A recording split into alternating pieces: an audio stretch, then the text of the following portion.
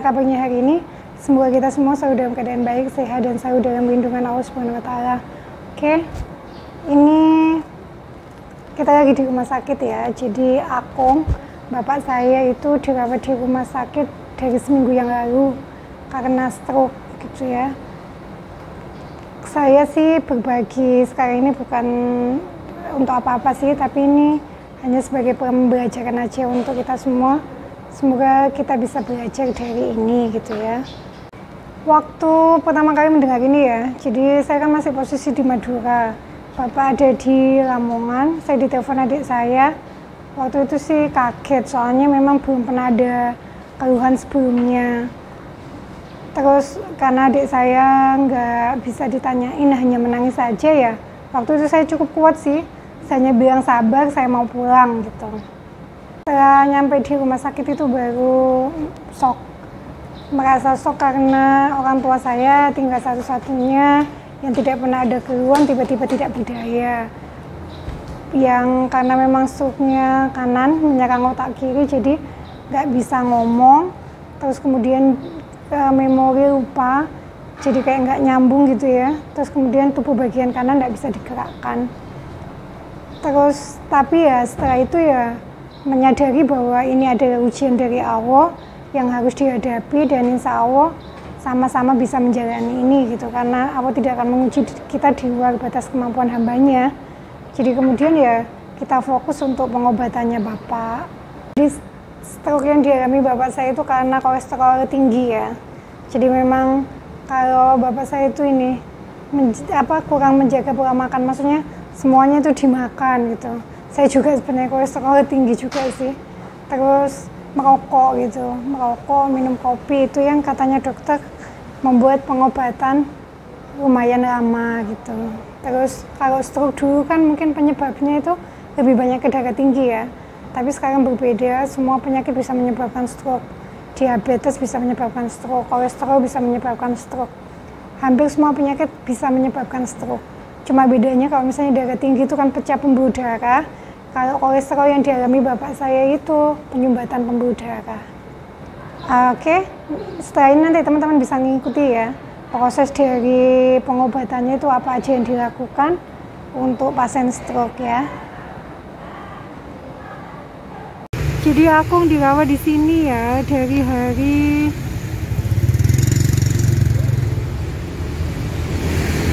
Minggu. Jadi sudah seminggu.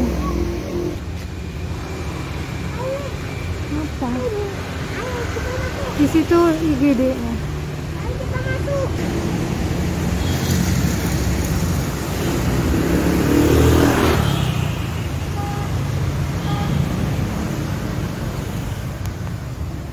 Jadi aktivitas pertama kita akan bangunkan Akung dulu ya.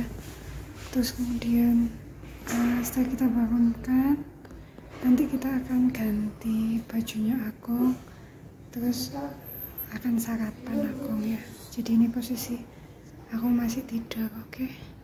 Sarapannya Akung ya, ada bubur, ada susu, terus gula merah sama telur. Ini nanti teh Biasanya teh ini nanti diminumkan untuk coffee break jam 10-an, sama nanti dikasih camilan untuk coffee breaknya. Jadi untuk cemilannya jam 10. Oke. Ini mau makan dulu Apung ya.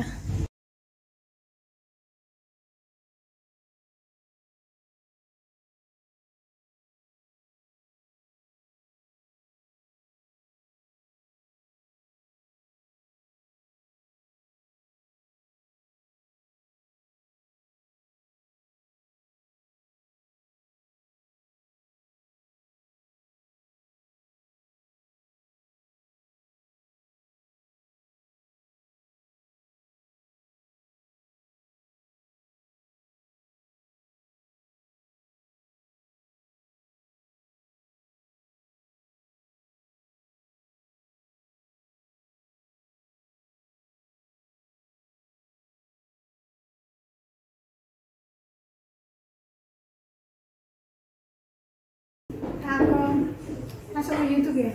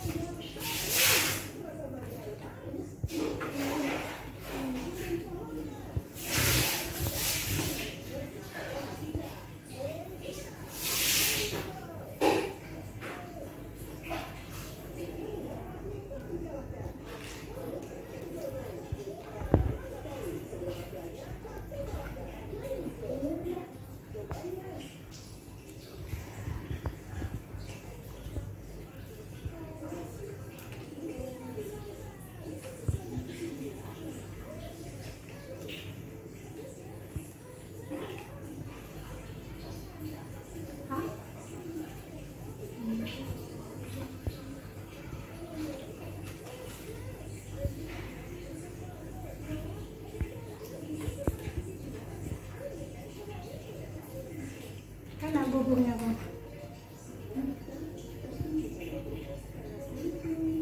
Alhamdulillah mau makan ya.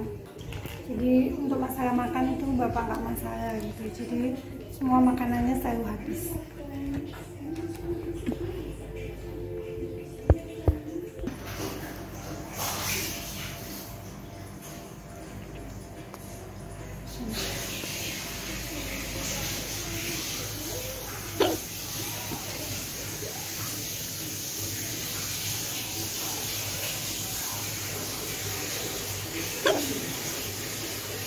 Iya, bikinnya.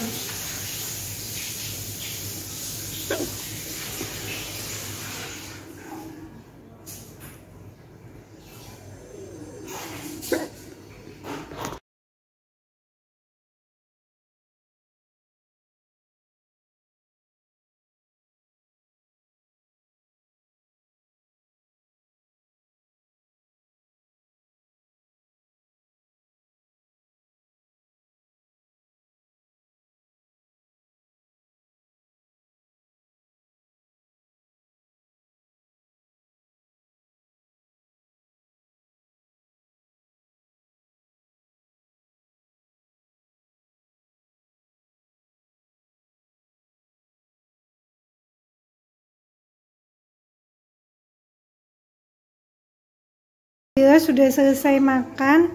Sekarang tinggal mau ini ya, bersihkan Apung untuk ganti baju dan sebagainya. Nggak disut ya teman-teman.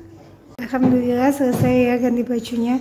Jadi pada saat merawat pasien yang sakit, memang yang perlu diperhatikan itu selain asupan makanannya juga kebersihannya ya, supaya yang sakit masih tetap merasa nyaman, enak badannya kalau misalnya dalam keadaan bersih. Kalau sudah bersih gini, kegiatan selanjutnya yaitu terapi. Jadi dari pihak rumah sakit teman-teman ya, ada 2 terapi yang dilakukan setiap hari. Jadi gantian, 1 hari itu terapi fisik, terus kemudian besoknya terapi bicara. Cuma karena biasanya memang waktunya nggak terlalu lama ya, cuma setengah jam, makanya dari pihak keluarga disuruh untuk menterapi sendiri. Biasanya kalau kita sih 3 kali ya, sesuai dengan instruksi, pagi, siang, dan sore. Nah ini kita mulai dengan terapi ya teman-teman. Untuk yang terapi sih aku masih belum bisa paham dengan yang disampaikan, cuma karena menjadi kebiasaan jadi aku mulai ngikuti. Tapi sebenarnya kalau dari pemikiran gitu masih belum terlalu paham antara yang diucapkan sama yang dilakukan. Tapi karena menjadi kebiasaan, makanya aku bisa ngikuti. Oke, ikuti dulu teman-teman ya. Aku, ayo terapi fisik dulu.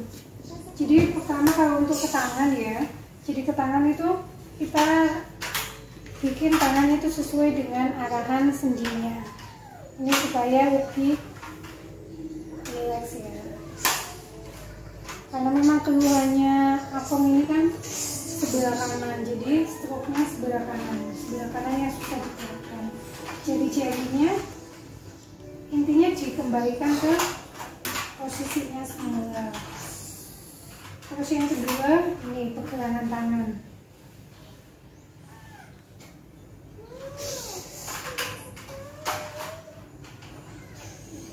Terus yang kedua, siku.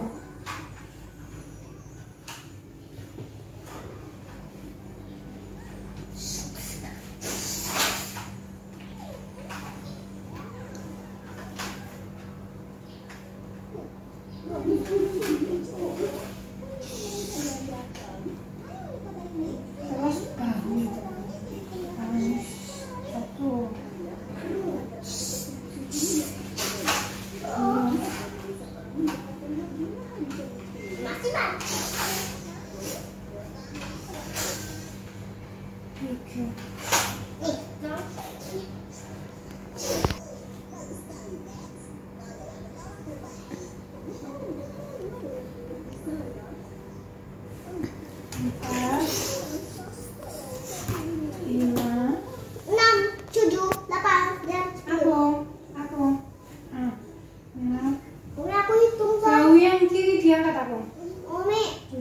Bau yang kiri ya, Bang. Diangkat apa?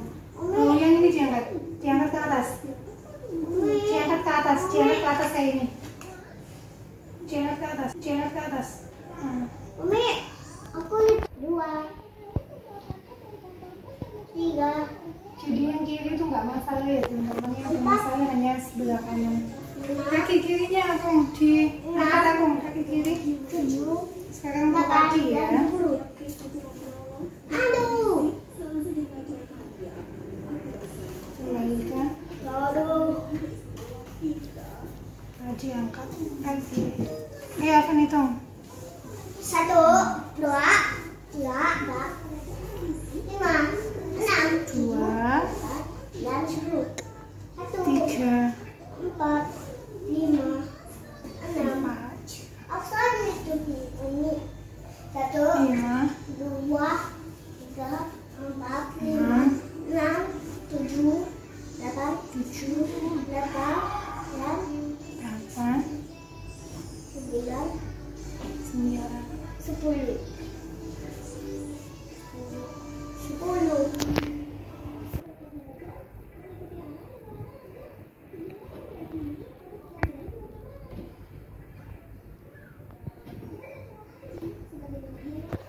kaki kirinya aku, kaki kirinya dinaikkan aku.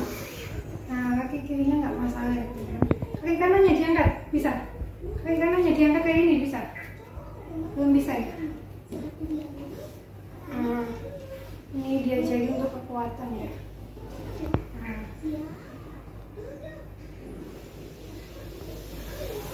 Belum ada kekuatannya teman-teman, jadi memang harus sabar ya.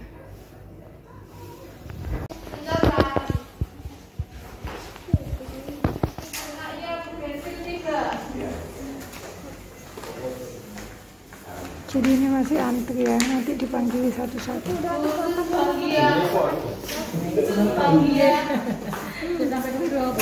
Dapat apa?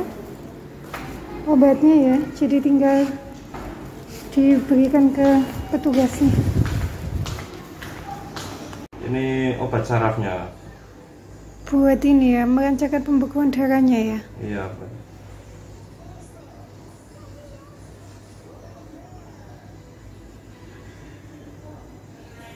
Selama ini sudah kerja di sini apa masih magang? Menurut kita kontrak.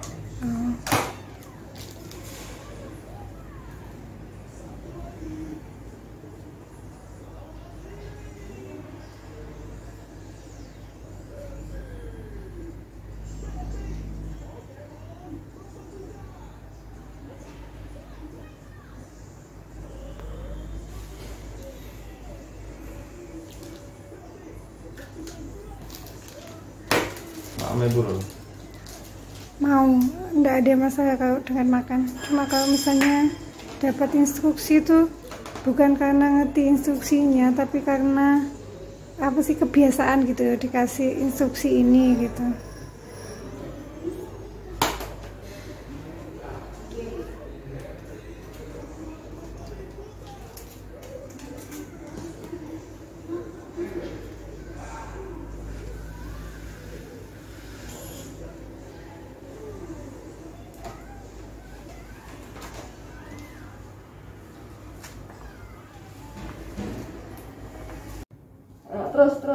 Terus sampai putih Bu. Lidahnya ke kanan bisa, Bu. Ada sendok kan? Ini kita mau ngantri obat ya teman-teman. Ambil obat. Iya. Afan mau kemana ini? Tahu, ambil obat. Mau ngambil obat.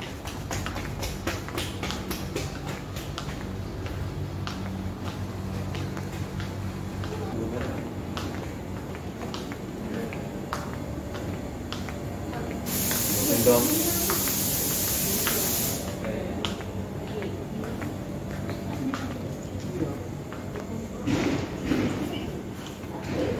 Jadi masih banyak yang antri ya. Mungkin karena hari Minggu.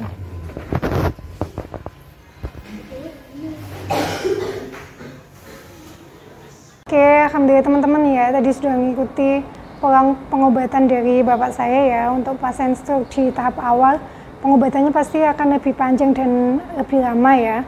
Tapi yang penting yaitu konsistensinya. Maksudnya kita tetap berikhtiar semaksimalnya.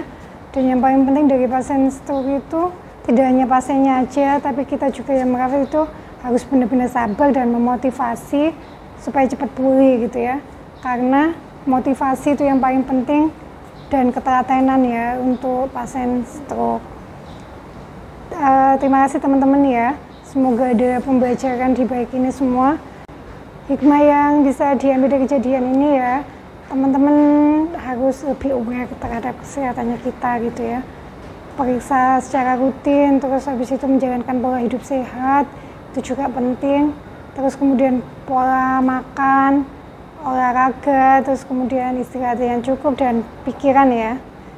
Terus kemudian kalau misalnya memang diuji dengan ini, bentuk apapun ujian itu, kita kembalikan ke Allah, kita minta kekuatan ke Allah, kita minta supaya kita diberi kekuatan dan kesabaran untuk menghadapi ini semua. Terus yang ketiga, pada saat merawat orang tua itu tidak boleh mengeluh dan sebagainya ya. Ingat bahwa tanggung jawab kita anak itu berbakti ke orang tua. Apapun yang kita lakukan ke orang tua itu tidak akan pernah bisa mengganti dengan apa yang sudah orang tua lakukan untuk kita gitu. Jadi memang sebagai anak ya sudah seharusnya kita merawat orang tua kita dengan baik. Oke, terima kasih teman-teman ya. Semoga ada pembelajaran di balik ini semua. Minta doanya untuk kesembuhan bapak saya. Terus kemudian kalau misalnya teman-teman yang lain yang mengalami kejadian yang sama atau mungkin diuji dalam bentuk lainnya, semoga kuat, tetap sabar dan bisa menghadapi ini semua. Semoga ada jalan yang jauh lebih baik setelah ini, oke? Terima kasih, kurang lebihnya saya mohon maaf. Wassalamualaikum warahmatullahi wabarakatuh. Jangan lupa like, comment, and share. Karena sakit itu gratis. Jangan lupa bahagia dan selalu bersyukur. Tepuk semangat. Semangat.